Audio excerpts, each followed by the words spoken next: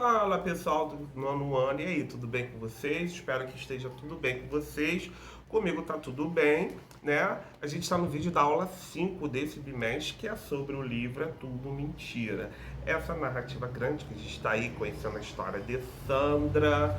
Eu espero que vocês estejam gostando da história, se divertindo, tendo o prazer de conhecer a história de Sandra, essa protagonista, né? E mais importante também, se conectando com a história, vendo, poxa, a Sandra passou essa situação, é igual para a situação que eu passei, porque o livro são histórias fictícias, né? Mas baseadas em uma vida real, né? São histórias que pode ser a vida real de qualquer um. Então, a história de Sandra não é nada diferente. Então a gente consegue gostar de ler quando a gente sente o prazer por um lado em ler e por outro consegue entender a história e perceber e se encontrar dentro dessa história, tá? Ou seja, isso pode passar comigo, isso aconteceu comigo. Ai, vamos ver como que a Sandra resolveu esse conflito aqui? Vamos ver, porque foi igual que eu passei, né? Então isso é conectar com a história. Tá. Aí a gente está adiantando aí na leitura das nossas aulas, né? E agora eu preciso só pontuar uma coisa que é o objetivo da aula 5. É um texto grande, não é pequeno, né? É uma narrativa longa, por essa razão é chamada de romance, com vários capítulos, vários conflitos e um principal. Isso tudo que a gente tem falado ao longo dessas aulas no quarto bimestre, né? Mas como que a gente vai fazer se não entender mergulhar melhor, né? A se aprofundar e como submarino descer nas profundezas do livro? Como é que a gente faz isso? Uma forma de fazer isso, né, é a gente utilizando os elementos da narrativa para nos ajudar. É um texto narrativo, está contando uma história. Todo texto narrativo tem seus elementos, tem os elementos característicos da narrativa: espaço, tempo, personagem, narrador e enredo, né? Vamos começar a entender a função desses elementos dentro do texto. Aí a gente consegue entender melhor a história de Sandra e se conectar melhor, e se conectar, né? E se identificar com a história. Então vamos lá, vamos falar de quatro agora. Nessa aula aqui, a gente vai falar quatro elementos: espaço, tempo, personagem e enredo, tá? Narrador, perdão. Espaço, tempo, personagem e narrador. Vamos ver o espaço. O espaço é onde ocorre a narrativa, tá? O local onde ocorre a narrativa. Qual é a importância do espaço para o enredo?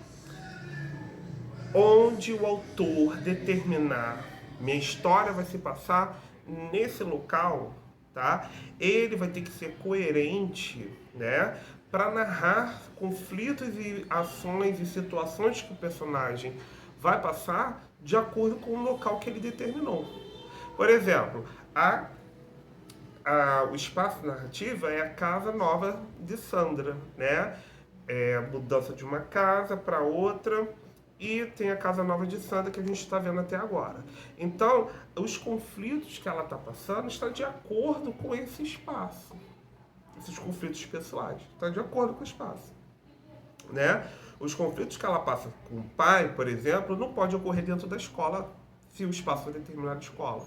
Então, entender o espaço da narrativa também ajuda a gente a compreender as possibilidades de conflito. Então, determine qual é o espaço aí que vai se passar na Sandra. Já dei a dica aqui, na história da Sandra.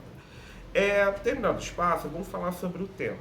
O tempo, numa narrativa, a gente está estudando várias possibilidades de tempo, mas também é importante pelo seguinte fato: é quando a história ocorre. Aqui está determinado, né? Tem a data em que ocorreu a história, vai falando aí. Se vocês pegarem lá, reler, vai falando a data exatamente. Meu objetivo não é falar a data exatamente, mas vamos lá. Qual a importância do tempo para a narrativa? Se o autor definir, da mesma forma do espaço, ele definindo o tempo, né? Não, uma história vai ocorrer em tal época. Então os conflitos têm que ser reais daquela época. Isso quer dizer o quê? Se a história acontece em 1850, por exemplo, os conflitos da Sandra têm que ser de acordo com uma pré-adolescente de 1850. Se os conflitos se a história acontece em 2100, aí os conflitos, as ações, as situações que o personagem vai viver tem que estar de acordo com a época que o autor resolveu escolher para contar a história dele. Então essa é a importância do tempo. Vamos entender o tempo em que a história da Sandra ocorre. Terminado o tempo, vamos falar do personagem, né? Personagem é os nossos queridinhos, que é através dos personagens que a história ocorre. São os conflitos pessoais dele, são os conflitos que ele vive, as ações que eles praticam, as situações que eles vivenciam, que a história vai acontecer, né? Observe, a gente está vendo as situações da Sandra, então todo o livro está pautado ao redor da Sandra. Então o personagem tem imensa importância na construção do texto narrativo, né? A gente sabe que é dividido em três personagens: o protagonista, o antagonista e o secundário, né? Os personagens secundários. O protagonista é o principal, o antagonista quem vai entrar em conflito, sempre, como é uma narrativa grande, ou ele já é determinado no início da história ou ao longo da história se determina. Vai ter um momento de embate dos dois na hora do clímax do capítulo, da história toda, enfim, tá? E os secundários estão em volta desses dois personagens e ajudam a contar a história. Mas por que é importante o personagem? É necessário que o autor dê personalidade aos personagens, né? E aí que o leitor entenda essa personalidade que o autor deu. Como que isso ocorre? Ocorre com aquela descrição que a gente já falou. Não falamos nesse ano, acho que nós falamos no sexto e no sétimo, né? Descrição psicológica, descrição física. Ano passado nós falamos sim, descrição psicológica e descrição física, né? Descrição psicológica, a personalidade, seja de um espaço, de um local, de um personagem, tá? De uma coisa, de um objeto, descrição psicológica, e descrição física é a aparência física, né? Então o autor ele vai utilizar essas descrições para poder dar personalidade e aparência aos personagens, né? Então observa, o pai da Sandra foi muito bem detalhado, né? A gente sabe muito bem quem é a personalidade dele, qual é a personalidade dele, quem é ele, né? Então o autor ele perde esse tempo para descrever e a gente tem que captar isso. Por quê? É importante para a gente buscar esse entendimento. Aí a gente consegue fazer ligar as partes da história e se conectar à história. Então, personagens tem que entender, são os nossos queridinhos, e falta o narrador. Quem vai contar essa história? O narrador é quem conta a história. Nós vimos esse trimestre 3 personagens. Narrador observador, é aquele que não participa da história, mas conta, verbos e pronomes na terceira pessoa. Personagem, aquele que participa da história, conta e participa, pode ser qualquer personagem da história, verbos e pronomes na primeira pessoa. E narrador onisciente, é uma mistura, um mix. Por quê? Nós temos verbos e pronomes na terceira pessoa, característica do narrador observador, mas o narrador ele sabe de todos os detalhes da história. Então ele vai dando pra gente a voz dele, explicando a consciência do personagem, o que o personagem sentia, vai explicando detalhes mais aprofundados da história, diferente do narrador observador. Tá? Então qual é a importância desses narradores aqui? Primeiro, aqui eu vou dar uma cola para vocês. Narrador, personagem, a Sandra está contando a própria história dela.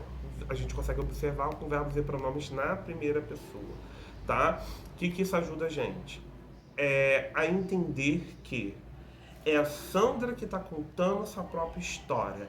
Ela que a gente lê a história contada sob o ponto de vista dela, sobre as impressões dela, sobre o que ela vivenciou, né? Então a gente entende a história sobre esse ponto de vista, diferente de um narrador observador, que o cara quem conta a história ele é imparcial, né? Ele não participa da história, então coisas mais aprofundadas, mais detalhadas, a gente não consegue entender, só se for onisciente. E pro outro lado, A gente só consegue ver com o narrador-personagem o ponto de vista do personagem que conta, e não dos outros pontos de vista. Então a história se passa sobre aquele ponto de vista, tá? Então, galera, isso que eu queria falar. Vamos captar esses elementos no texto para a gente conseguir fazer um entendimento da melhor da leitura. Se divirtam, se conectem à história, sintam a história de Sandra, que a leitura é prazerosa. A leitura é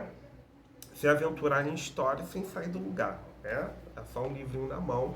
E isso traz muitas emoções pra gente, além de trazer aprendizado, que isso é também importante, tá bom? Então, boa leitura para vocês. Até a próxima aula. Tchau, tchau.